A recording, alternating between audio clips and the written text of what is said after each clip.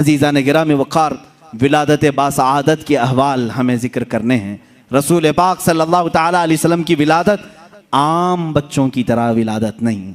हुज़ूर अकरम सल्लल्लाहु ताला अलैहि वसल्लम इस जहान आलम में, इस फर्श गीती में जो तशरीफ़ लाए हैं वो एक अलग शान है। बड़ी अजीम शान के साथ आप तशरीफ़ लाए, आम बच्चों की तरह नहीं, बल्कि अरब में उस ज़माने में क्या क्या हुआ था, आस पड़ोस में क्या क्या हुआ था, सब मुझे बताना होगा। इसलिए कि रब तबारक व तआला जब कायनात के सबसे अफजल इंसान को भेज रहा है तो कायनात में तब्दीली तो होना ही होगी ही। इसलिए कि बरसों जिन नबियों ने उस रसूल के आने की बशारतें सुनाई हों, वो रसूल जब आ रहा हो क्या हुआ जानते हैं? जिस रात हज़रत अब्दुल्लाह से ये नूर मुस्तफ़ा मुंतकिल होकर बतन आमिना में आया, उसी रात को आवाज़ें आईं। ये रिवायात में मौजूद है। इमाम ज़रक़ानी फरमाते हैं, मशरिक़ के जानवरों ने मगरिब के जानवरों को इत्तला दी, मुबारक हो नूर मुस्तफ़ा अब अपनी असली माँ के पेट में आ चुका है। रजब के महीने में ये हुज़ूर पाक सल्लल्लाहु ताला अलैहि वसल्लम का नूर मुंतकिल हुआ, उसी दिन बशारतें शुरू हो गई। अब इसको इरहासात कहते हैं। हुज़ूर की पैदाइश से पहले जो अजीब व गरीब हालात हुए, पूरे अरब में ही नहीं बल्कि कायनात में अलग अलग हालात होने लग गए। जानते हैं हुज़ूर की विलादत से सिर्फ 55 दिन पहले असहाबे फील का वाक़या पेश आया। अबरहा बादशाह हाथियों की फौज लेकर खाना काबा को ख़त्म करने आया था, ढाने आया था। लेकिन क्या हुआ? सूरह फील में पढ़ो, अलम तरा कैफ़ फ़अल रब्बुका बि अस्हाबिल फील। इस पूरे सूरह में अल्लाह ने फरमाया अबरहा बादशाह की फौज को अल्लाह ने अबाबील चिड़ियाँ भेजकर कंकरियों से हिलाक कर दिया। पूरे के पूरे तहस नहस हो गए। अबरहा की लाश नहीं मिली, सारे फौजी मर गए, हाथी सुकड़ गए, ऐसा हो गए थे फजअलहुम कअस्फिम मअकूल।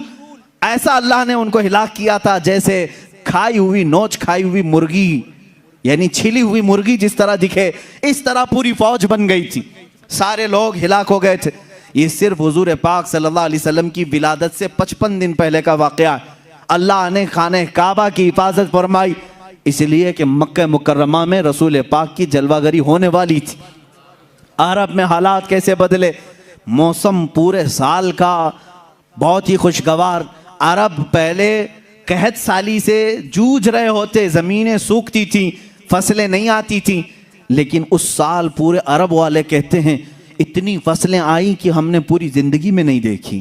मौसम में बहार, बारिशें, खुशगवार हवाएं, और पूरे साल में जो सबसे हसीन महीना आता है उसको कहते हैं रबीउल अव्वल, सबसे हसीन महीना।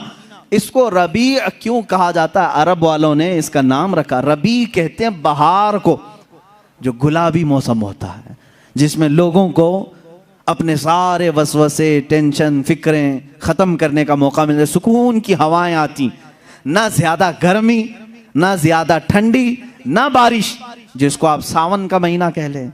तो अरब में जो पहली बहार आती थी उसको रबीउल अव्वल कहा जाता है, सबसे पुरबहार मौसम। उसी मौसम में मेरे आका दुनिया में तशरीफ़ लाए हैं। रबीउल अव्वल अरब वालों के लिए मशहूर था कि इसमें बहार का मौसम होता है।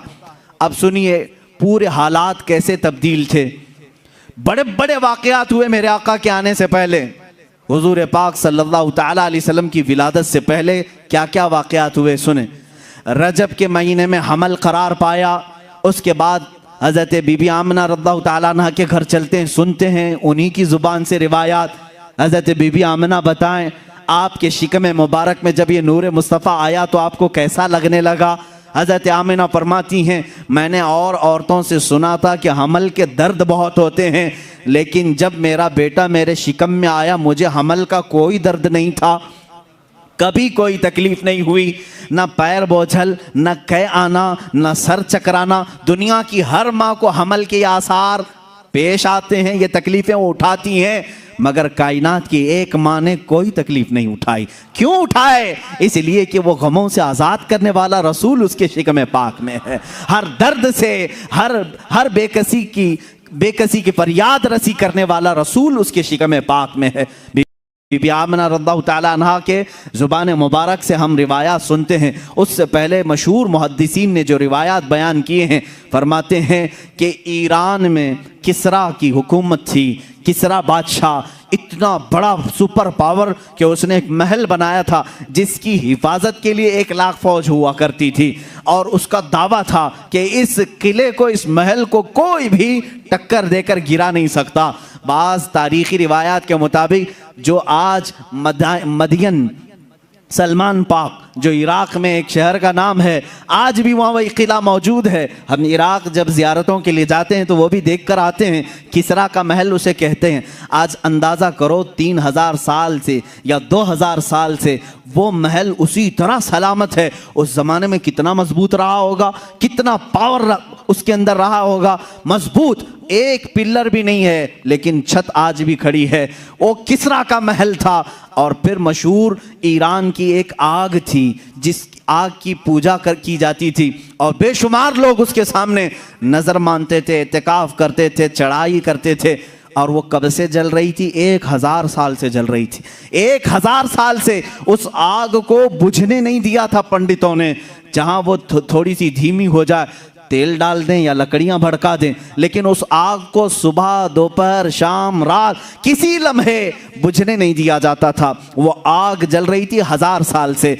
किसरा का महल बड़ा कीमती, बड़ा मजबूत। और 2 नहरों के बारे में रिवायात में है। बुहैरे सावा एक इलाका है, काशान। काशान ये ईरान का इलाका है। वहाँ की झील, उसकी भी पूजा की जाती थी, उसको पवित्र माना जाता था। आग की पूजा करने वाले उस पानी की भी पूजा करते थे।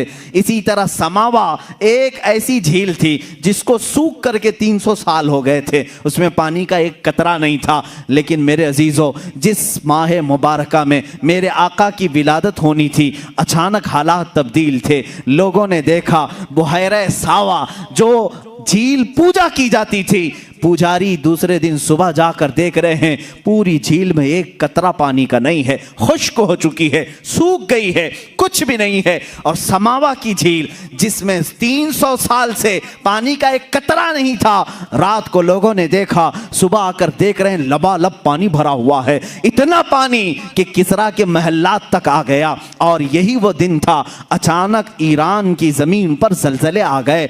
ऐसे जलजले आए कि अचानक किसरा बादशाह के महल के अंदर एक शिगाफ पड़ गया, एक दरार आ गई। वो दरार आज भी मौजूद है, 14 सदियों से आज भी वो दरार दीवार में है। इतनी बड़ी दरार आई कि एक आदमी उसके अंदर से पास हो सकता है, गुजर सकता है, जिसका दावा था इसे कोई गिरा नहीं सकता।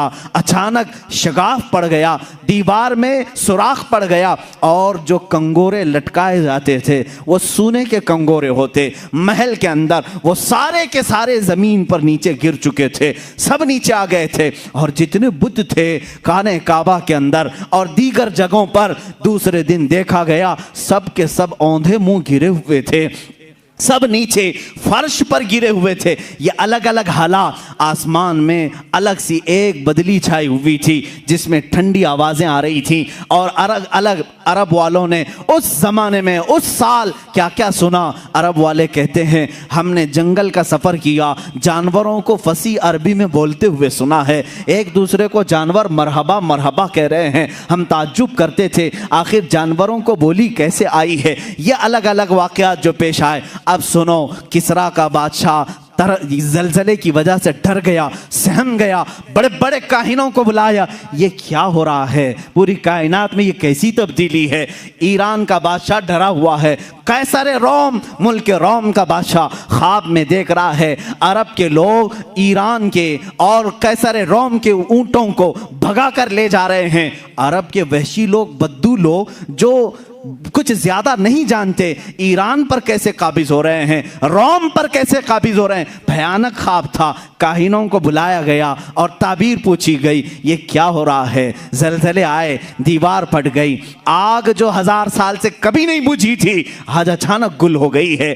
बहरे सावा सूख गया, झील सूख गई, समावा में लबालब पानी आया। ये अनहोनियां हमें नहीं समझ में आ रही। सारे काहिन बैठे, जितने उस जमाने के ज्योतिष रहे होंगे, नुजूमी रहे होंगे, सबों ने कैलकुलेशन किया और बादशाहों से कहा ऐ बादशाह सलामत, हमने अपने हिसाब से देखा है और हमारी ताबीर जो निशाना बताती है वो वही है जिसको हम शेर में कहते हैं, आई नई हुकूमत, आई नई हुकूमत, सिक्का नया चलेगा। ताबीर एक ही लग रही है। बादशाह सलामत, तुम्हारे ख्वाब की भी ताबीर यही है। कंगोरे गिरे हैं, दीवार फटी है, झील सूखी है, आग बुझी है, सब की ताबीर हमारे इल्म के मुताबिक तो यही लग रही है। अरब में आई नई हुकूमत, सिक्का नया चलेगा, आलम में रंग बदला, सुबह शबे विलादत। ये तो मैं शेर की जुबान में कह रहा हूं। उन नजूमियों ने कहा था बादशाह से, जरूर कायनात में कोई बच्चा पैदा हुआ है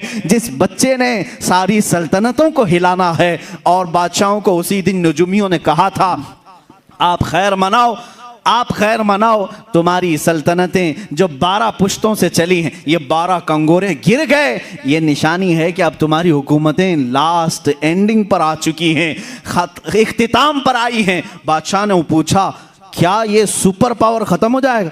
जैसे अगर आज जाकर कोई अमेरिका से कहे कि तुम्हें एक छोटा मुल्क खत्म कर देगा, यहाँ बैठे हुए चंद मजमे आपको हिला देंगे, वो हंसेगा, बोलेगा उनकी क्या ताकत है, हमारा इतना बड़ा निज़ाम है, क्या क्या हमने नहीं फैलाया है।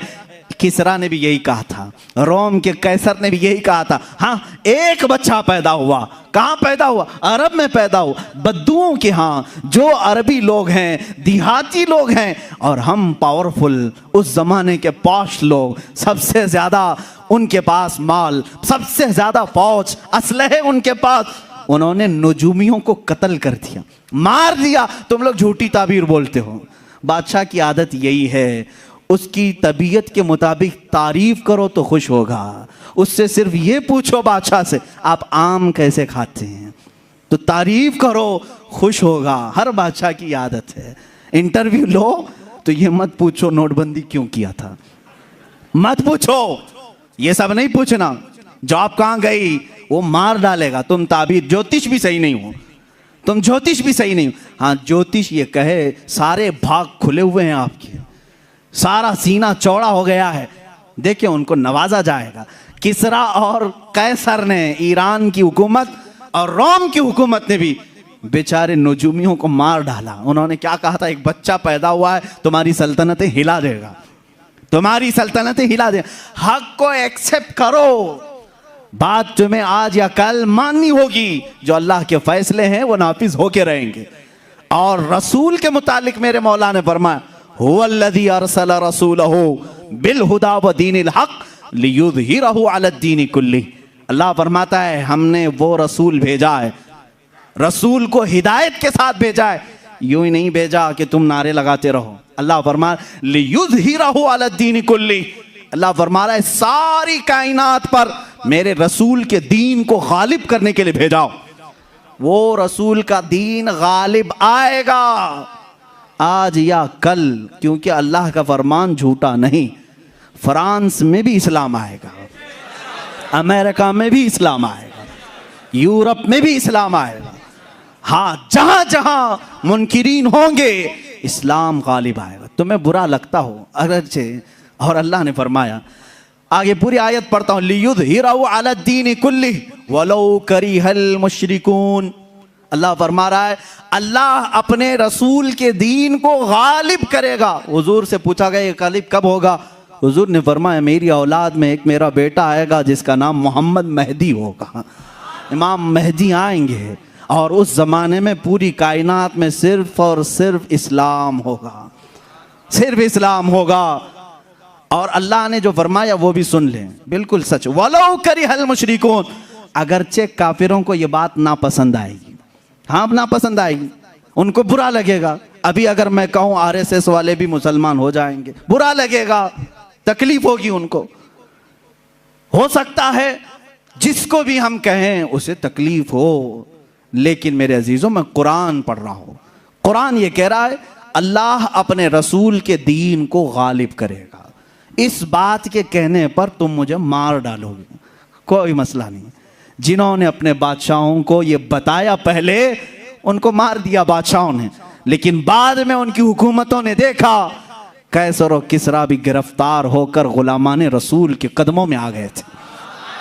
और जानते हो, इस शान से कि अल्लाह के नबी सल्लल्लाहु ताला अलैहि वसल्लम की वफात के सिर्फ 2.5 साल बाद, 5 साल बाद समझ, वो जलाल आवर खलीफतुल मुस्लिमीन उमर इब्न खत्ताब रदी अल्लाह ताला जब मसनद खिलाफत पर जलवाबार हुए, अपनी फौज को किसरा के पास भी भेजा, रोम भी कैसर के पास भी भेजा, और दोनों जगह भी फतेह हुई।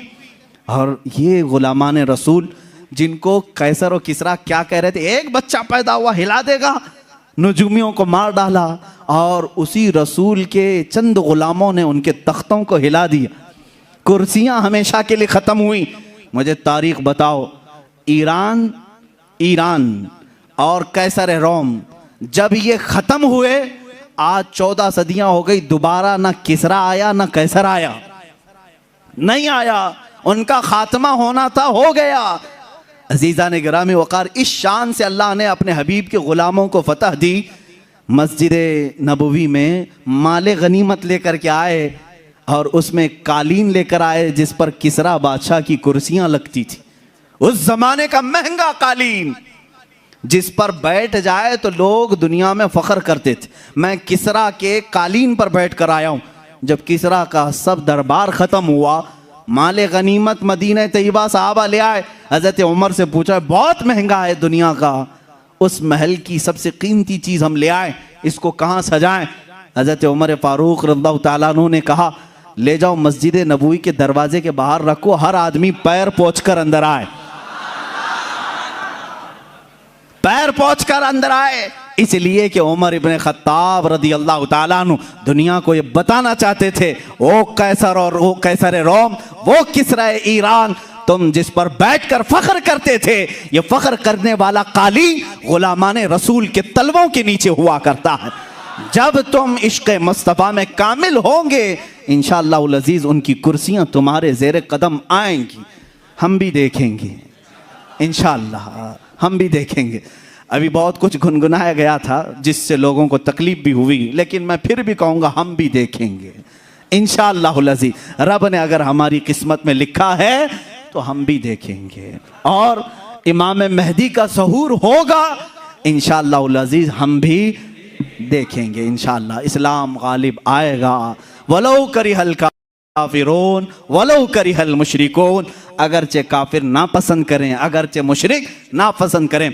अब मेरे आका सल्लल्लाहु ताला अलैहि वसल्लम की विलादत के साल ये बड़े बड़े वाक़यात पेश आए। क्या क्या हुआ है? अरब के हालात बदले हुए थे, बुहैर सावा, बुहैर समावा, और उनके अलावा जो किसरा के बादशाह के कंगोरे टूट के गिरे और दरारें आई, आग बुझ गई। उसके अलावा आओ अब बीबी आमना के घर चलते हैं। अब ये विलादत की घड़ी के करीब के आसार मैं बता रहा हूँ, नहायत ही अदब व एहतराम के साथ सुनो, इसलिए कि मौलूद मुबारका को सुनना ये ईमान वालों के लिए सआदत की बात है। मेरे आका सल्लल्लाहु ताला अलैहि वसल्लम की विलादत बासआदत से पहले खुशबू की जाए और बखूर किया जाए, इतर लगाए जाएं, और हुज़ूर पाक सल्लल्लाहु ताला अलैहि वसल्लम के तज़किरे नहायत ही अदब व एहतराम से किए जाएं। रसूल करीम सल्लल्लाहु ताला अलैहि वसल्लम की विलादत बासआदत से पहले सैयदा बीबी आमना रज़ियल्लाहु ताला अन्हा फरमाती हैं, अब सुने, हज़रत बीबी आमना रज़ियल्लाहु ताला अन्हा फरमाती हैं, जैसे ही मेरे बतन पाक में मेरे बेटे का हमल करार पाया, मुझे कोई तकलीफ़ नहीं थी, कोई आलाइश, कोई इस तरह की नापाकी हमने नहीं देखी। हज़रत बीबी आमना रज़ियल्लाहु ताला अन्हा फरमाती हैं, रजब का महीना गुज़रा, शाबान का महीना आया, रात को मैंने एक मरतबा देखा हज़रत मूसा अलैहिस्सलाम तशरीफ़ लाए हैं। मूसा अलैहिस्सलाम हज़रत बीबी आमना से कहते हैं, आमना मुबारक हो, तूने कायनात के पूरे आका को अपने बतन पाक में जगह दी है, तुझे सआदत वाला एक लड़का मिलेगा। उसके बाद हज़रत बीबी आमना फरमाती हैं, रमज़ान का महीना आया, रमज़ान का महीना जैसे ही आया, हज़रत बीबी आमना ने आवाज़ें सुनी, कहा गया आमना को हर आलाइश से पाक कर दो, उसके अंदर मौजूद बच्चे को हर तरह के वसवसों से पाक कर दो। अब जब रमज़ान का महीना गुजरा,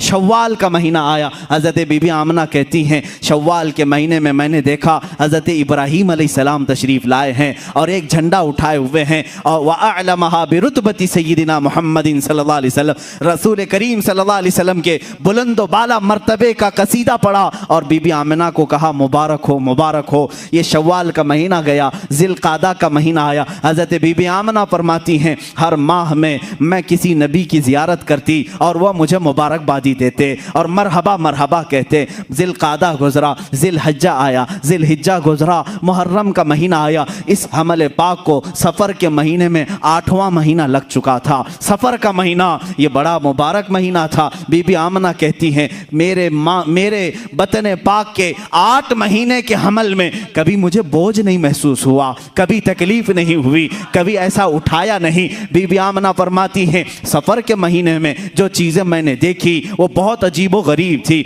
यहाँ तक कि मैं रात के वक्त अगर घर के ऊपर नज़र करती तो बदलियाँ मुझे नज़र आती और उसमें बात करने की आवाज़ें सुनाई देती।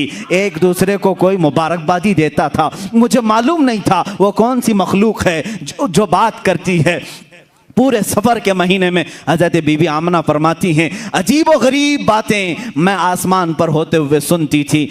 कुर्बान जाओ मेरे अजीज़ों, जिस माँ के पेट में हमारा आका जलवाबार है उस माँ की आंखें क्या क्या देख रही हैं। हज़रत इब्राहीम को देख रही हैं, इस्माइल अलैहिस्सलाम को, मूसा अलैहिस्सलाम को और कायनात में होने वाले अजीब व गरीब लम्हात को देख रही हैं। अब सुनो, रबीउल अव्वल शरीफ का चांद जगमगाया, हिलाले रबीउल अव्वल आया। बीबी आमना फरमाती हैं अचानक मुझे हुराने जन्नत के तराने सुनाई देने लगे। वो गुनगुनाती थी, रात भर मुझे मीठे मीठे तराने सुनाई देते।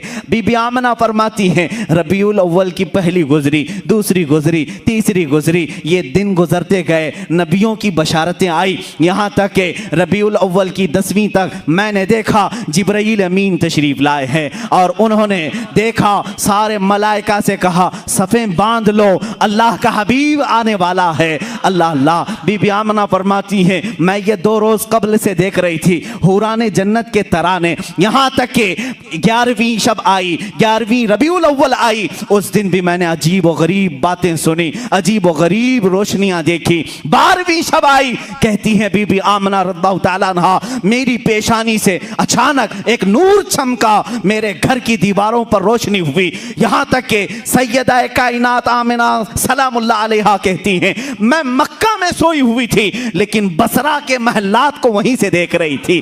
शाम के महल्लात को, मुल्के शाम के महल्लात को मैं उस नूर की रोशनी में देख रही थी। कुर्बान जाओ ऐ सुन्नियो, जिसके बतने पाक में हमारा आका है वो मक्का से बसरा तक देख सकती है, मक्का से शाम तक देख सकती है, तो वो रसूल क्या नहीं देख सकता।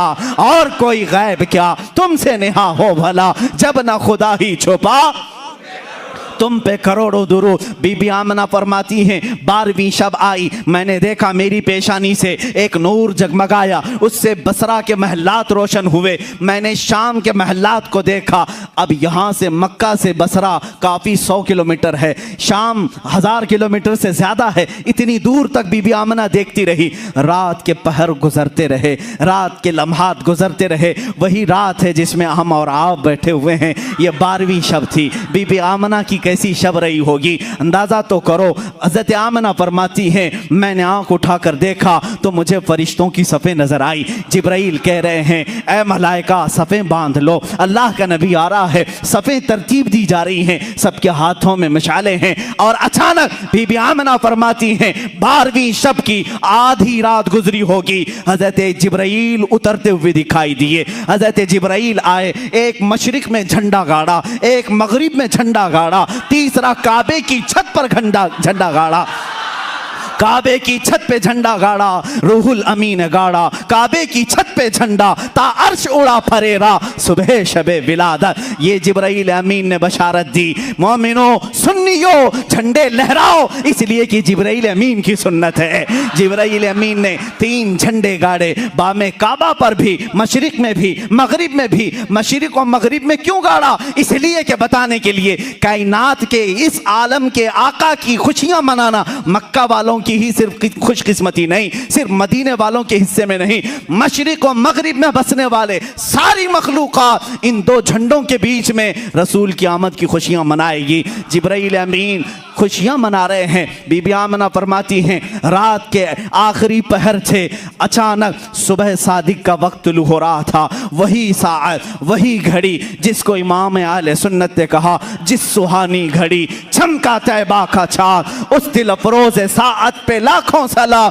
अल्लाह अल्लाह, ये घड़ी दुनिया की सबसे अजीम घड़ी है, ये साअत दुनिया की सबसे मकबूल साअत है। मैं समझता हूँ न शबे कद्र वहाँ को पहुँचती है, न शबे रमजान की ईद वहां पर पहुंच सकती है। कोई घड़ी उस घड़ी का मुकाबिल नहीं हो सकती जिस घड़ी में कायनात का आका व मौला जलवाबार हो रहा है। बीबी आमना फरमाती हैं सुबह सादिक हुई, मेरे अजीजों और माओं को डिलीवरी के वक्त और विलादत के वक्त दर्द शुरू हो जाता है, दर्द ज़ह जिसको कहते हैं, वह तड़पती हैं। लेकिन बीबी आमना फरमा रही हैं मैं ठंडक महसूस कर रही थी, खुशियां महसूस कर रही थी, पेशानी से लेकर तलवों तक ठंडक ही ठंडक थी। अचानक मेरे घर का दरवाज़ा बंद था। रात भर तो जन्नत की हूरों के तराने सुनती रही, फरिश्तों की सफ़ों को देखती रही, लेकिन कहती हैं सुबह सादिक होने लगी तो मैंने अचानक मेरे घर में 3 औरतों को आते हुए देखा। वो औरतें बड़ी हसीन व जमील थी, खूबसूरत थी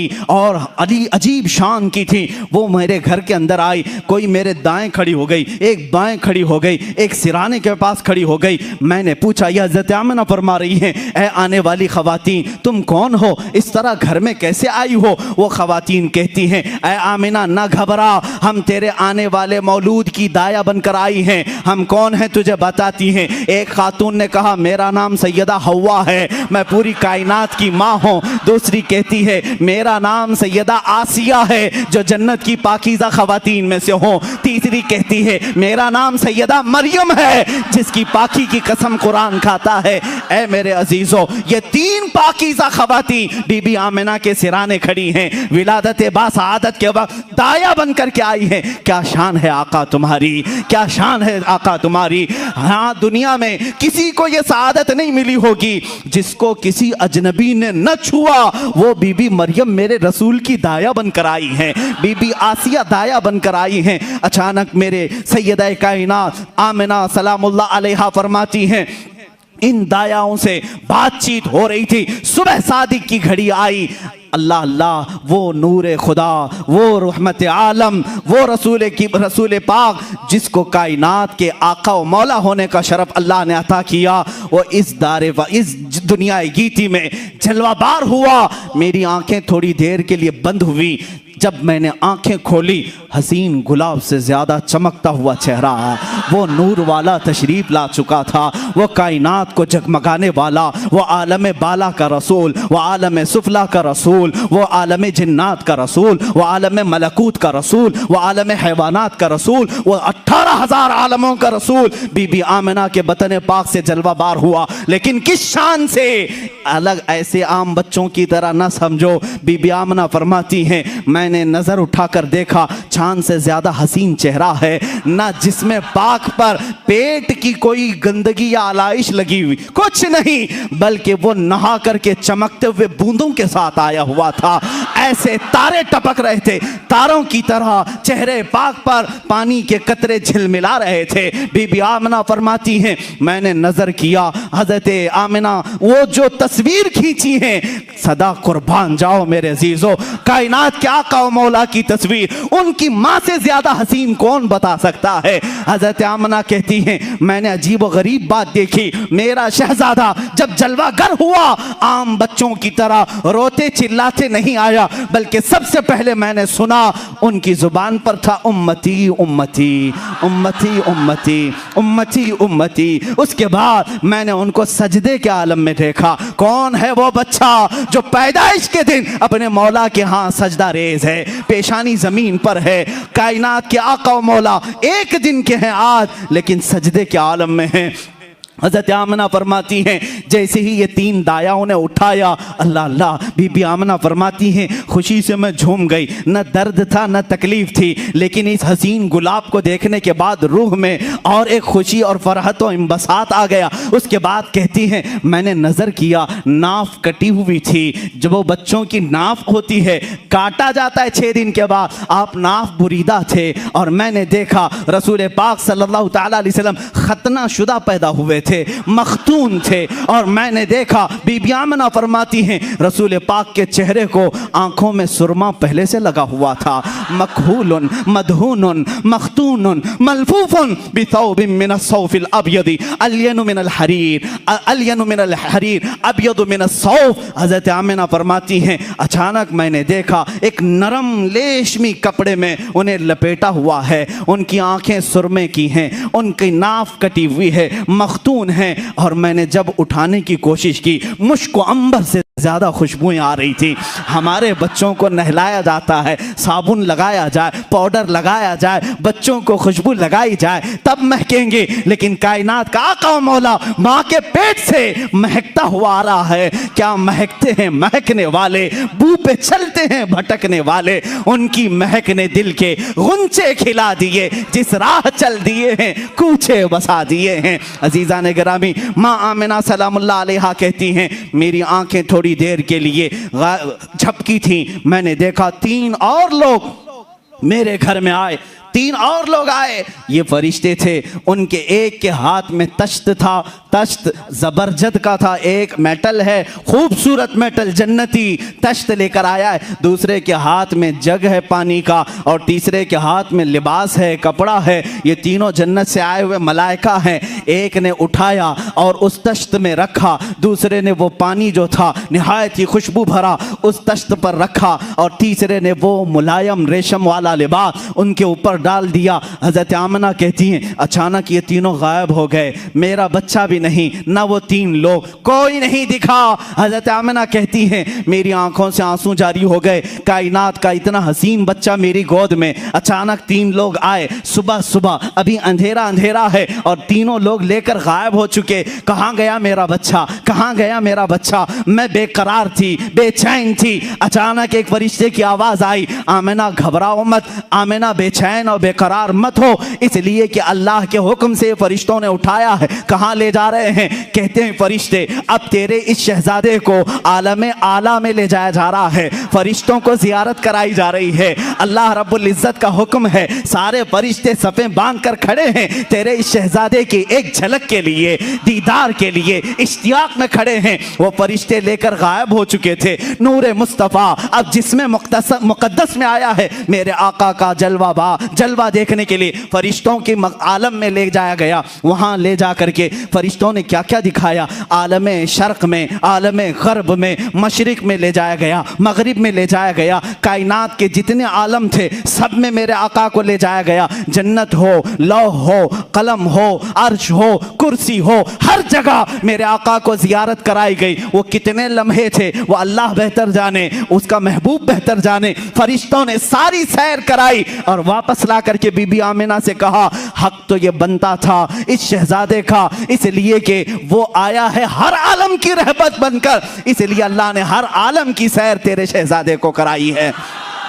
आई नई हुकूमत, सिक्का नया चलेगा, आलम में रंग बदला, सुबह शबे विलादत। सैयदा बीबी आमिना सलामुल्लाह अलैहा कहती हैं जब ये तीनों मलाइका ने उठा करके मेरे शहजादे को पूरी कायनात की सैर कराई, वापस लाकर मेरे पास रखा, तो जिब्राइल अमीन ने मुनादी की, ऐलान किया, ऐ मलाइका खुशियाँ मनाओ, ऐ फरिश्तों खुशियाँ मनाओ, इसलिए कि अब अल्लाह रब्बुल इज्जत का वो हबीब आया है जिस हबीब की हर सिफारिश पर मौला अपने जलाल को जमाल में तब्दील करेगा, अपने जलाल को जमाल में तब्दील करेगा। फरिश्ते जलाले खुदाबंदी से डरते थे, अल्लाह के जलाल से डरते थे, और उस दिन उन्होंने खुशियां मनाई। अब रब का जलाल अपने हबीब के जमाल में आ जाएगा। उम्मतियों हम क्यों ना खुशियां मनाएं, इसलिए कि हमें मौला ने पैदाइशी उस रसूल की उम्मत में बनाया है। इसीलिए तो हमारे इमाम अहले सुन्नत फाजिल बरेलवी ने हमें यह अकीदा दिया है,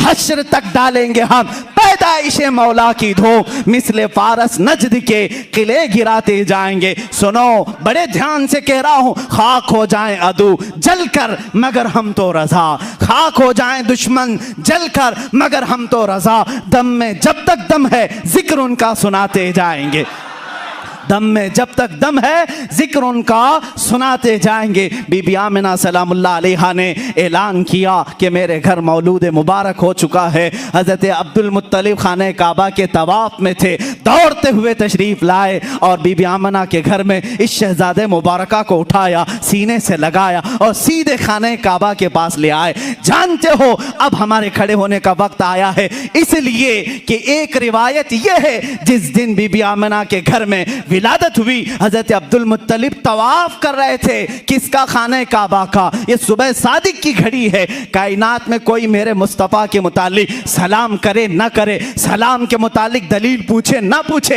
ऐ सुन्नियों मैं तुम्हें बताऊं, उस दिन हजरत अब्दुल मुत्तलिब कहते हैं अभी मेरे तवाफ के फेरे मुकम्मल नहीं हुए थे, मैंने खाने काबा की छत पर देखा, वो आमिना की घर की तरफ झुका हुआ नजर आ रहा था, खाने काबा झुक चुका था बीबी आमिना के घर की तरफ। तो सुन्नियों खड़े हो जाओ, क्यों ना हम अपने दिल उस बारगाह मुस्तफ़ा में झुका। अज़ीज़ान गिरामी वक़ार, खुद मेरे आका सल्लल्लाहु तआला अलैहि वसल्लम की हदीस है जिसको हदीस जाबिर कहते हैं। मुसन्नफ़ इब्न अब्दुर रज़ाक़ में यह हदीस पाई गई। हुज़ूर पाक सल्लल्लाहु तआला अलैहि वसल्लम ने हज़रत जाबिर से कहा, ए जाबिर, सबसे पहले अल्लाह ने मखलूक़ात में तेरे नबी के नूर को पैदा किया। हुजूर ने फरमाया कि सबसे पहले अव्वलु मा खलक़ल्लाहु नूरी, अल्लाह ने सबसे पहले मेरे नूर को पैदा किया। वो रसूल का नूर कैसा था, क्या था, ये अल्लाह बेहतर जाने। हदीस पाक में ये मिलता है और मदारिजुन नबुव्वा में शेख अब्दुल हक मुहद्दिस देलवी रहमतुल्लाह तआला अलैह इसकी 12 मंजिलें बताते हैं कि नूर मुस्तफ़ा सल्लल्लाहु तआला अलैहि वसल्लम को कैसे पैदा किया गया। कुछ भी नहीं था, आदम थे ना हव्वा थी, ना कायनात की कोई चीज़, ना जन्नत दोज़ख लौह कलम अर्श कुर्सी, कुछ नहीं, सिर्फ अल्लाह रब्बुल इज़्ज़त। अल्लाह ताला फरमाता है कुन्तु कंज़न मख्फियन फ़अरदतु अन उअरफ़ा फ़ख़लक़तुल ख़ल्क़ औ कमा क़ाल रसूलुल्लाह सल्लल्लाहु अलैहि वसल्लम। यह हदीस क़ुदसी है, यानी अल्लाह खुद फरमा रहा है, रसूल की ज़ुबान है। मेरे आका फरमाते हैं अल्लाह ने फरमाया कुन्तु कंज़न मख्फियन, मैं एक छुपा हुआ खजाना था। अल्लाह फरमा रहा है मैं एक छुपा हुआ खजाना था। फ़अरदतु अन उअरफ़, तो मैंने ये इरादा किया कि मैं पहचाना जाऊं, मेरा तारुफ हो सबके सामने। फ़ख़लक़तुल ख़ल्क़, फिर मैंने एक मखलूक पैदा किया। एक मखलूक, सबसे पहली मखलूक। अल खल्क़ से मुराद क्या है? वो नूर मुस्तफ़ा है। मेरे आका सल्लल्लाहु तआला अलैहि वसल्लम के नूर को पैदा किया। अल्लाह रब्बुल इज़्ज़त ने अपने हबीब के नूर को पैदा किया। उसके बाद हुआ ये कि ये नूर कहाँ था, क्या कर रहा था। 9 लाख साल पहले की बात, आदम अलैहिस्सलाम की विलादत से तकरीबन 9 लाख साल पहले और बाज़ रिवायत में 5 लाख साल पहले अल्लाह तबारक व तआला ने अपने हबीब के नूर को पैदा किया। अब ये नूर मुस्तफ़ा सल्लल्लाहु तआला अलैहि वसल्लम आलम वहदानियत में अपने रब की मदह सराई करता रहा और ये नूर अपने रब की वहदानियत में रक्स करता। और उसके बाद 12,000 साल के बाद ये दूसरी मंजिल में आया। 12,000 साल के बाद तीसरी मंजिल में, यहाँ तक के 12 मंजिलें ये इस नूर ने तय की। इसमें अलग अलग मंजिलें तय कराई गई, यानी अल्लाह रब्बुल इज़्ज़त की वहदानियत का उसकी एक मंजिल थी और अल्लाह रब्बुल इज़्ज़त के सिफ़ात को पहचानने वाली एक मंजिल थी, मारिफत की एक मंजिल थी, हकीकत की एक मंजिल थी। इस तरह की 12 मंजिलें तय की गई। उसके बाद अब हदीस सुनो, अल्लाह के हबीब सल्लल्लाहु तआला अलैहि वसल्लम फरमाते हैं अल्लाह ने अपने नबी के नूर के 4 हिस्से किए। 4 हिस्से किए। अब ये 4 हिस्से जो हुए, एक हिस्से से अलग चीज़ बनाई गई, दूसरे हिस्से से अलग, जैसे हदीस में एक हिस्से से अल्लाह ताला ने जन्नत को पैदा किया, फिर अर्श को पैदा किया, फिर लौह को पैदा किया जिस पर सारे इंसानों की तकदीर लिखी गई, फिर कलम को पैदा किया, चौथा हिस्सा बाकी था, फिर उसमें 4 हिस्से किए गए, फिर उनमें से अल्लाह रब्बुल इज़्ज़त ने एक हिस्से से सारे नबियों के नूर को पैदा किया, फिर मुत्तकीन को पैदा किया, मोमिनीन को पैदा किया, फिर जो बचा नूर का हिस्सा था फिर उसमें 4 हिस्से किए गए, उनमें से एक हिस्से से सूरज को पैदा किया गया, चांद को पैदा किया गया, फिर एक हिस्से से सारे सितारों को पैदा किया गया, फिर जो चौथा हिस्सा था फिर उसमें 4 हिस्से हुए, उनमें से एक हिस्से से अल्लाह ने सारे सितारों को, सैयारों को पैदा किया, कायनात के अजायबात को पैदा किया, जिन्नात को पैदा किया, फिर चौथा जो हिस्सा था उनमें से 4 हिस्से फिर हुए, उनमें से एक हिस्से से सारे फरिश्तों को पैदा किया, फिर एक हिस्से से आसमान को, एक हिस्से से ज़मीन को,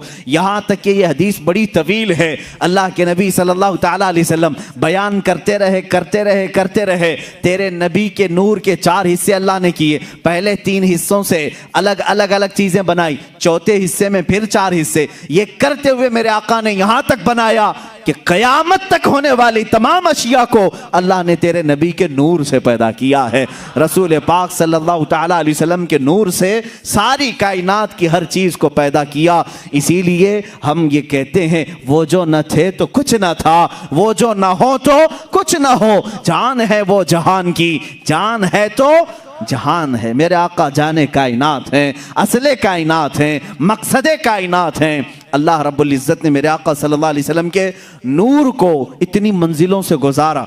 उसके बाद अब अंदाज़ा करें आप, हुजूर पाक सल्लल्लाहु ताला अलैहि वसल्लम के नूर के एक हिस्से से जो सूरज बना है, जो सितारे बने, जो चांद बने, उनमें इतनी रोशनी है कि पूरी कायनात को चमका रहे हैं। तो जिस नूर मुस्तफ़ा में अल्लाह ने सरापा नूर रखा है, वो पूरी कायनात को कैसे नहीं जगमगा सकता है, कैसे नहीं रोशन कर सकता है। इसीलिए आला हज़रत फाजिल बरेलवी रहमतुल्लाहि ताला अलैह ने पूरा कसीदा नूर मेरे आका की शान में लिखा है। सुबह तैबा में हुई बटता है बाड़ा नूर का, सदका लेने नूर का आया है तारा नूर का। या रसूल अल्लाह तेरी नस्ल पाक में है बच्चा बच्चा नूर का, तू है ऐने नूर तेरा सब घराना नूर का। नूर का कसीदा आला हज़रत ने पूरा हुजूर के हर अज़ू को नूर कहा है। काफ गेसु हा दहन या अबरू आंखें ऐन साथ, कुरान की आयत है मेरे अजीजों। काफ हा या ऐन साथ, ये सूरह मरियम की शुरू की आयत है और इसको बाज मुहद्दिसीन ने कहा ये इसमें आज़म है। इसमें आज़म, इसकी तिलावत से अल्लाह हर दुआ कबूल करेगा। काफ हा या ऐन साथ, लेकिन आशिक़ रसूल जब जब पढ़ता है उसमें अपने नबी को ही देखता है। आला हज़रत यूँ कहते हैं काफ गेसू हा दहन या अबरू आंखें ऐन साथ, यानी काफ जो लिखा रहता है उसकी शक्ल मेरे आका के गेसुए पाक की तरह है। हा जो है गोल होता है, दहन मुबारक चेहरे मुबारक की तरह है। या जो है लंबी होती है, हुजूर के अबरू की तरह दिखती है। ऐन और स्वाद गोल गोल होते हैं, मेरे आका की आंखों की तरह दिखते हैं। काफ गेसु हा दहन या अबरू आंखें ऐन साथ, तेरी सूरत में है उतरा सूरा नूर का। मेरे आका सल्लल्लाहु ताला अलैहि वसल्लम के चेहरे पाक पर भी कुरान की आयतें आई हुई। अजीज़ा ने गिरामी वक़ार, रसूल पाक सल्लल्लाहु ताला अलैहि वसल्लम ने जो मंजिलें तय फरमाई, अब वो अल्लाह के हबीब सल्लल्लाहु ताला अलैहि वसल्लम 9 लाख साल के बाद हो या 5 लाख साल के बाद हो, जब अल्लाह ताला ने मखलूक़ात को पैदा करना चाहा तो सबसे पहले आदम अलैहिस्सलाम को पैदा किया। आदम अलैहिस्सलाम की पैदाइश आपने इससे कबल भी सुना। ज़मीन की मुख्तलिफ मिट्टी ली गई और उसे गूंधा गया और उसके बाद उसमें रूह डाली गई। उनकी पेशानी में नूर मुस्तफ़ा रखा गया। अब अल्लाह रब्बुल इज़्ज़त के नूर की ये अमानत कहाँ मुंतकिल हुई? जबीन आदम में आई। बाज़ आशिकान रसूल तो ये भी कहते हैं अल्लाह ताला ने आदम अलैहिस्सलाम को जब पैदा किया और सारे फरिश्तों से कहा उसजुदू li आदम, आदम को सजदा करो, तो उनको जो सजदा करने का हुक्म दिया गया था असल वजह तो वो नूर मुस्तफ़ा ही था। वो नूर मुस्तफ़ा जो जबीन आदम में था, पेशानी आदम में जगमगा रहा था। आदम अलैहिस्सलाम ने वो अमानत उठाई, संभाली, इसलिए कि अल्लाह रब्बुल इज़्ज़त ने अपने हबीब सल्लल्लाहु ताला अलैहि वसल्लम के नूर पाक को आदम अलैहिस्सलाम की पेशानी में रखा। तो सिर्फ ये नहीं कि उन्हें मालूम भी नहीं था, बल्कि मैं आपको ये सफ़र मुबारक भी बता दूं जो हमारी आदत है। हम रसूल पाक का शजर पाक भी तिलावत करते हैं। अल्लाह के हबीब सल्लल्लाहु ताला अलैहि वसल्लम के शजर पाक की तासीर भी ये है, अल्लाह ताला उसके ज़रिए से ज़ुबानों में सलासत अता करता है, रिज़्क़ में बरकत देता है। इसलिए कि हमारे आपके दूसरों के नसब का तो छोड़ो, कायनात का जो सबसे अफजल व आला रसूल है उसके शजर नसब में बड़ी तासीर है। मैं आपको ये बताऊं, इस नूर ने जो मंजिलें तय की, ये नूर मुस्तफ़ा सल्लल्लाहु ताला अलैहि वसल्लम 5 लाख साल या 9 लाख साल अपने रब्बे जुल जलाल के जिलों में रहा। अल्लाह ने उसके बाद उसी नूर के हिस्सों से जन्नत भी बनाई, लौह भी बनाया, अर्श भी बनाया, कुर्सी भी बनाया, कलम भी बनाया, सारी चीज़ें बनाई। इसी को तो इकबाल ने कहा है, लौह भी तू, कलम भी तू, तेरा वजूद अल किताब। यानी हदीस में है ना, बाज़ हदीसों में ये है, हुजूर ने फरमाया सबसे पहले अल्लाह ने लौह को बनाया, तख्ती। एक हदीस में सबसे पहले अल्लाह ने कलम को पैदा किया। पैदा करने वाली चीज़ों में सबसे पहले अल्लाह ने लौह को बनाया। एक हदीस में है कलम को बनाया, और एक हदीस में अलग तो पूछा गया किसको किसको पहले बनाया, और एक हदीस में तो हुजूर फरमा रहे मेरे नूर को सबसे पहले पैदा किया। ये 3 अलग अलग चीज़ें हुई। तो पहले है कौन? लौह को पहले पैदा किया कि कलम को पहले पैदा किया या नूर मुस्तफ़ा को? इकबाल जैसा आशिक जो है यहाँ पर हमारे जहनों को करीब करके समझाता है, इसमें टेंशन लेने की ज़रूरत नहीं, किसको पहले पैदा किया। इकबाल का शेर ये कहता है, या रसूल अल्लाह लौह भी तू, कलम भी तू, तेरा वजूद अल किताब। जिसको अल्लाह ने पहले पैदा किया वो शक्ल तो आप ही की थी। लौह से मुराद आप ही हैं, कलम से मुराद आप ही हैं, किताब से मुराद भी आप ही हैं। लौह भी तू, कलम भी तू, तेरा वजूद अल किताब, गुंबदे आबगीना रंग तेरे वजूद में हबाब। अजीज़ान गिरामी वक़ार, रसूल पाक सल्लल्लाहु ताला अलैहि वसल्लम की ये जो मंजिलें हैं, जबीन आदम में आए, अब जब दुनिया से, जब जन्नत से उतर कर दुनिया में आए, रसूल पाक सल्लल्लाहु ताला अलैहि वसल्लम का नूर लेकर के ही दुनिया में आए। यहाँ जब आए 350 साल तक हज़रत हव्वा से अलग रहे, फिर उसके बाद मुलाकात हुई, हज़रत आदम अलैहिस्सलाम की तौबा भी कबूल हुई मुस्तफ़ा करीम के वसीले से। हुज़ूर पाक सल्लल्लाहु ताला अलैहि वसल्लम के वसीले से ही आदम अलैहिस्सलाम की तौबा कबूल हुई। अल्लाह रब्बुल इज़्ज़त ने दोनों को मिलाया, शोहर और बीवी को, जिनका निकाह जन्नत में हो चुका था। दुनिया में आने के बाद 350 साल तक मिल नहीं सके, लेकिन अरफात के मैदान में दोनों की मुलाकात हुई। अब उसके बाद सिलसिला चला। आदम अलैहिस्सलाम की उम्र मुबारक तकरीबन 1000 साल की हुई। कितनी? 1000 साल की। बेशुमार औलाद आपकी हुई। आपका औलाद का जो नसब का सिलसिला था, इसलिए कि दुनिया को अभी वजूद में लाया गया था, नस्ल इंसानी की इर्तिका होनी थी। रोज़ाना आदम अलैहिस्सलाम के घर में बच्चे की विलादत होती थी। रोज़ उनकी बीवी रोज़ हामिला होती, रोज़ बच्चे की विलादत होती। इस तरह आपकी औलाद में एक होनहार और सालेह फर्जंद पैदा हुए, जिनका नाम शीस रखा गया, वो भी नबी हुए। जब हज़रत शीस अलैहिस्सलाम पैदा हुए तो आदम अलैहिस्सलाम की पेशानी में हल्कापन आया, शीस की पेशानी चमकने लगी। हज़रत आदम अलैहिस्सलाम समझ गए नूर मुस्तफ़ा मुंतकिल होकर शीस की पेशानी में आ गया है। हज़रत शीस अलैहिस्सलाम की जबीन मुबारक चमकती थी। मेरे अजीज़ों, ये चमक जो है हुजूर के सारे आबा व अजदाद में पाई गई। सारे हुजूर के जितने बाप आदम अलैहिस्सलाम तक आते हैं नसब में, सबकी पेशानियां चमकती थी। हज़रत शीस अलैहिस्सलाम को देखा आदम अलैहिस्सलाम ने, उनकी अलग से तरबियत की, अलग से सारी औलाद में उनको अलग मकाम दिया।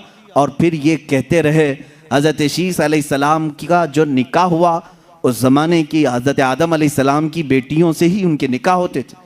भाई बहन के निकाह होते थे सिर्फ उनकी शरीयत में, बाकी किसी की शरीयत में जायज़ नहीं, इसलिए कि उस वक्त इंसान उतने ही थे, एक ही बाप की औलाद थे। अपनी बेटियों में जो सबसे पाकीज़ा थी, आदम अलैहिस्सलाम ने उनके साथ हज़रत शीस का निकाह किया। शीस अलैहिस्सलाम के निकाह के बाद चंद ही दिनों के बाद देखा गया शीस अलैहिस्सलाम की जबीन मुबारक से वो नूर गायब नजर आ रहा है। उन्होंने भी समझ लिया कि ये नूर मुंतकिल हो चुका है। हज़रत शीस अलैहिस्सलाम से ये नूर मुस्तफ़ा सल्लल्लाहु तआला अलैहि वसल्लम यानिश में आया। ये यानिश हज़रत शीस अलैहिस्सलाम की औलाद में सबसे बड़े थे और सबसे ज़्यादा परहेजगार, अपने बाप के वफादार, इतने आला अखलाक थे। उनको देख करके भी शीस अलैहिस्सलाम ने तरबियत की, अलग से उनकी तरबियत की और बताया कि बेटा तुम्हारे पास अल्लाह ने एक बहुत बड़ी अमानत रखी है, तुम इधर उधर नज़र नहीं करोगे, तुम्हारा हर अज़ू तुम्हारा हर लम्हा पाक होना चाहिए, इसलिए कि तुम्हारे पास अल्लाह की एक बहुत बड़ी अमानत। देखें, इस अमानत को हर बाप ने महफूज रखा और तरबियत भी वैसी की। हज़रत यानिश का जब निकाह हुआ, वो भी अपने अशरफ ख़ानदान में, आला ख़ानदान में, जब उनके घर उनकी दुल्हन आई, चंद सालों के बाद हज़रत यानिश की पेशानी मुबारक से भी वो नूर गायब नज़र आया। उन्होंने महसूस कर लिया कि नूर मुंतकिल हो चुका है। ये उस ज़माने में सबको दिखता भी था, मालूम भी होता था। मियाँ सबकी पेशानियाँ लोग तो देखते होंगे, लेकिन एक पेशानी अगर सूरज से ज़्यादा चमकने लगे तो सबको पता ही चल जाएगा ये कोई आम इंसान नहीं, इसके पास कोई खुसूसियत तो है। और जिसके पास ये नूर होता था, हर ज़माने की बात ये है, उस शख्स से शादी करने के लिए हर औरत बेताब रहती थी। हर औरत, जो उस ज़माने की मखसूस औरतें होती, वो ये नूर को देखती और पैगाम निकाह भेजती, और जिस नसीब वाली औरत के हिस्से में वो आता, वो दुल्हन बनकर के आती। हज़रत यानिश के बाद उनके बेटे कैनन थे। कैनन की पेशानी पाक में वो नूर मुस्तफ़ा मुंतकिल हुआ। रसूल पाक सल्लल्लाहु तआला अलैहि वसल्लम के नूर की ये मंजिलें हैं जो सफ़र कर रही हैं। नूर खुदा चलता हुआ आदम की जबी में, जबीन आदम से शीस की जबी में, जबीन शीस से यानिश की जबी में, जबीन यानिश की से कैनन की जबी में, और यहाँ कैनन की जबी से, पेशानी से हज़रत महलील की जबीन पाक में आया। महलील से यरद में, यरद से इदरीस में, इदरीस से, इदरीस अलैहिस्सलाम का नाम मुतवश्शलख भी है। मुतवश्शलख से ये नूर मुस्तफ़ा सल्लल्लाहु अलैहि वसल्लम लामिक में आया। लामिक से हज़रत नूह अलैहिस्सलाम, जो हज़रत नूह अलैहिस्सलाम औलाद आदम में दूसरे रसूल भी हैं। नूह अलैहिस्सलाम की जबीन मुबारक खूब चमकती रही, और फिर ये नूर मोहम्मदी सल्लल्लाहु तआला अलैहि वसल्लम उनके बेटे साम में आया। साम से ये नूर अरफक्षस में आया, अरफक्षस से फिर शालिख में आया, शालिख से फिर ऐबर में आया, ऐबर से ये नूर फालिख में आया, फालिख से ये राऊ में आया, राऊ से ये सारूख में आया, सारूख से ये फिर नाहूर में आया, नाहूर से फिर तारुह में, तारुह से फिर ये जबीन मुस्तफ़ा, नूर मुस्तफ़ा सैयदना इब्राहीम खलीलुल्लाह की पेशानी में आया। इब्राहीम खलीलुल्लाह अलैहिस्सलातु तस्लीम की पेशानी मुबारका खूब जगमगाती रही। आपने 2 शादियाँ की हैं, सारा से भी, हाजरा से भी। हज़रत सारा से इसहाक अलैहिस्सलाम पैदा हुए, लेकिन ये नूर मुंतकिल नहीं था। इब्राहीम अलैहिस्सलाम ने हाजरा से निकाह किया, सलामुल्लाह अलैहा। हज़रत हाजरा से बेटे पैदा हुए इस्माईल अलैहिस्सलाम, फिर ये नूर मुस्तफ़ा जबीन इस्माईल में आ गया। इस्माईल अलैहिस्सलाम का मशहूर वाक़या तुम्हें मालूम होगा। अल्लाह ने इब्राहीम को हुक्म दिया था, जाओ अपने बेटे की कुर्बानी करो। हज़रत इब्राहीम अलैहिस्सलाम ने हुक्म खुदाबंदी पर अमल करने के लिए मिना के मज़बा खाने में लाए और हाथ पैर बांध करके, क्या उनकी गर्दन पर छुरी नहीं चलाई थी? हर बकरीद को हम ये वाक़या सुनाते हैं। गर्दन पर छुरी चलाई, ना चली। इब्राहीम अलैहिस्सलाम ने पत्थर पर चलाई, पत्थर टुकड़े हो गया। फिर गर्दन पर चलाई, नहीं चली। उशाक़े मुस्तफ़ा कहते हैं कैसे चलेगी? जबीन इस्माईल में नूर मुस्तफ़ा जगमगा रहा था। नूर मुस्तफ़ा अमानत के तौर पर इस्माईल अलैहिस्सलाम की पेशानी में अभी मौजूद था, उसे कायनात में फर्श गीती में आना था। अब सुनो, और इस नूर मुस्तफ़ा की मंजिलें, इसका सफ़र अल्लाह रब्बुल इज़्ज़त ने पाक असलाब में रखा, पाक पुश्तों में रखा, पाक माओं के रहम में रखा।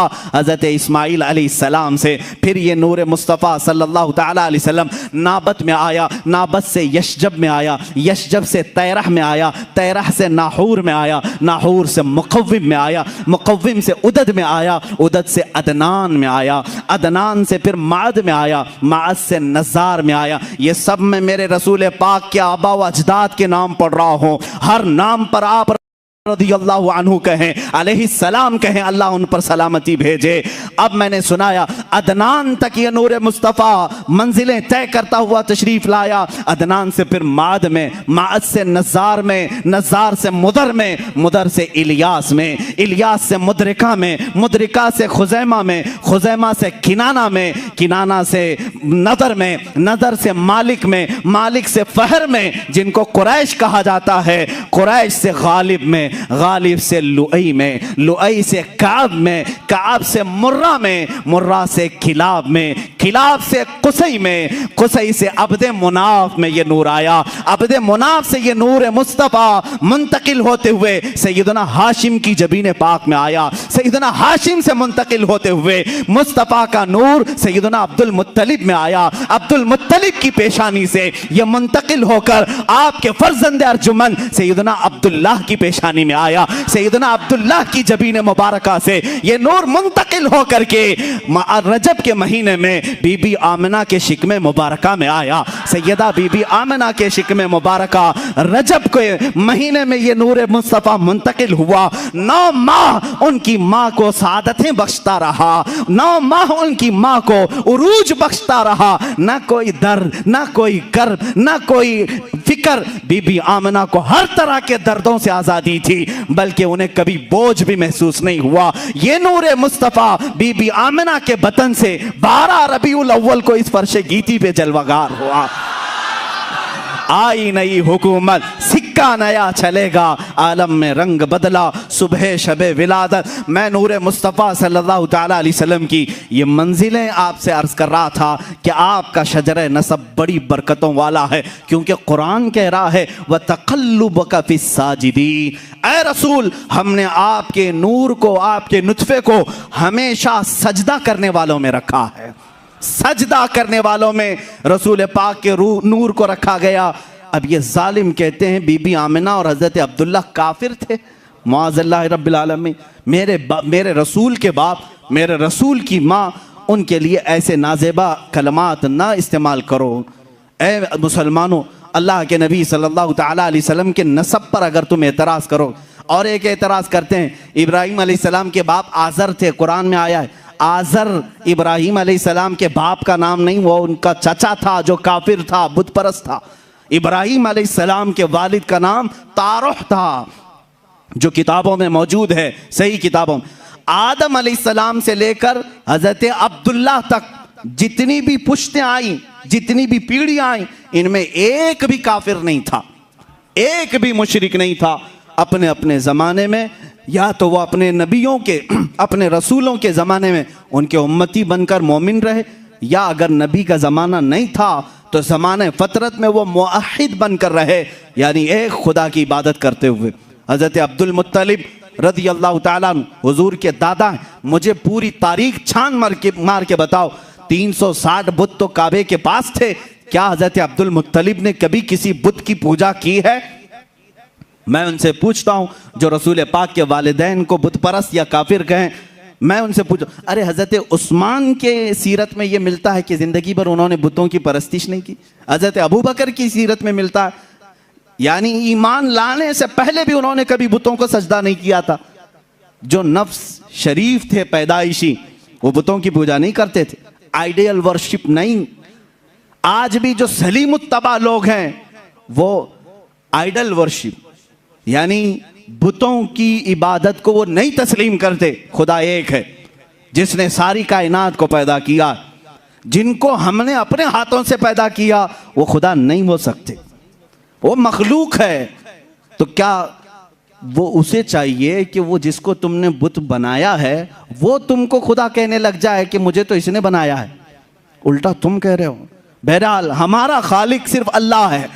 अजीज़ा ने गिरामी, हुजूर सल्लल्लाहु ताला अलैहि वसल्लम के आबा व अजदाद में कोई मुशरिक और काफिर नहीं था। अब ये मसला मैंने आपको बताया। दोनों के मुतालिक, हज़रत अब्दुल्ला और हज़रत आमिना के मुतालिक थोड़ी सी और बातें मैं बता दूं।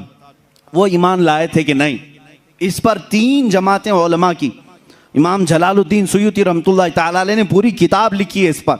हुजूर सल्लल्लाहु अलैहि वसल्लम के वालिदैन मोमिन थे और जन्नत में। उन्होंने साबित किया तीन तरीकों से उलमा साबित करते हैं। पहला तरीका तो यह है कि इनकी वफात हुजूर के ऐलान नबुव्वत से पहले हो गई। हुजूर ने अपने नबी होने का ऐलान किया 40 साल की उम्र। हज़रत आमिना की वफात हुजूर के 6 साल उम्र में ही हो गई। हज़रत अब्दुल्ला जो हुजूर के वालिद हैं, हुजूर की पैदाइश से 6 महीने पहले इंतकाल कर चुके। तो जब हुजूर की नबुव्वत का ऐलान ही नहीं हुआ था, उससे पहले वो दोनों इंतकाल कर गए। तो इस ज़माने में जितने लोग इंतकाल किए, अगर उन्होंने बुतों की पूजा नहीं की तो उनको भी मोमिन मुअहिद कहा जाता है। एक खुदा को मानते थे। हम अपने रसूल के बाप और माँ को मुअहिद और मोमिन तस्लीम करते हैं, इसलिए कि वो हुजूर की ऐलान नबुव्वत से पहले आए थे और इंतकाल की। एक तरीका तो ये है। दूसरा ये है, हज़रत इमाम जलालुद्दीन सुयूती फरमाते हैं, आखिरी हज था मेरे आका सल्लल्लाहु अलैहि वसल्लम का मकाम जेराना के पास हजून, मकाम हजून मक्का का एक इलाका है। वहाँ हुजूर गमगीन थे, आपके आंखों से आंसू उतर रहे थे। हुजूर पाक सल्लल्लाहु ताला अलैहि वसल्लम ने अपने रब से यूँ अर्ज़ किया कि ऐ मौला, मेरी माँ और मेरे बाप किस हाल में हैं। अल्लाह रब्बुल इज़्ज़त ने हुजूर सल्लल्लाहु ताला अलैहि वसल्लम की ख्वाहिश पर उनकी माँ और उनके बाप दोनों को कब्रों से ज़िंदा फरमाया। हुजूर सल्लल्लाहु अलैहि वसल्लम फरमाते हैं, मेरी माँ को भी मैंने देखा, मेरे बाप को भी मैंने देखा, और उन पर मैंने ईमान पेश किया तो वो ईमान भी कबूल किए, वो ईमान लाए और अल्लाह रब्बुल इज़्ज़त ने उनको वापस कब्रों में भेजा। अब ये अकली तौर पर मुहाल भी नहीं, नामुमकिन भी नहीं, क्योंकि कुरान में इस तरह की बहुत सारी बातें आई। ईसा अलैहिस्सलाम मुर्दों को जिंदा करते थे। मूसा अलैहिस्सलाम के ज़माने में ऐसा हुआ है कि कातिल का पता मालूम करने के लिए मकतूल को एक गाय की पूंछ से मारा गया, वह जिंदा हुआ, और उसको किसने कत्ल किया था वो बताया और फिर मरा। सूरह बकरा पूरी इसमें मौजूद है। यानी मुर्दे का जिंदा होना, बात करना अकली तौर पर मुमकिन है, कुरान से साबित है। तो जब कुरान में ईसा अलैहिस्सलाम मुर्दे जिंदा किए हैं, सबूत है। मूसा अलैहिस्सलाम के ज़माने में मुर्दा जिंदा हुआ, सबूत है।